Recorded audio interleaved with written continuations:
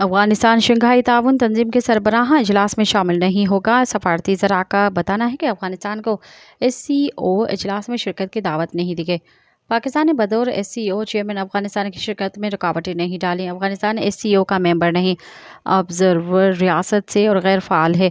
سفارتی ذرائع کا کہنا ہے کہ افغانستان 7 جون 2012 کو SCO کا آبزرور بنا اور ستمبر 2021 سے غیر فعال ہے۔ امارات اسلامی افغانستان سے SCO افغان معاہدے کے اکثر شقوں کو تسلیم نہیں کیا۔ امارات اسلامی افغانستان سابق افغان حکومت کو اپنی پیشرو حکومت تسلیم نہیں کرتی۔ ذرائع کے مطابق امارات اسلامی کے لیے SCO افغان معاہدے کو تسلیم کرنا ضروری ہے۔ SCO کے 2 آبزرور ممالک افغانستان اور منگولیا ہیں۔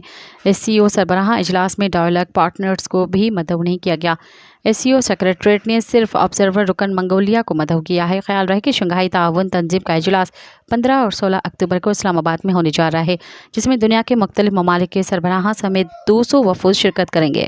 مزید خبرن ऐं तफ़सीलात लाइ विज़िट कयो असांजी वेबसाइट www.awamiNewsHD.com ऐं ॾिसंदा रहो अवामी न्यूज़ HD।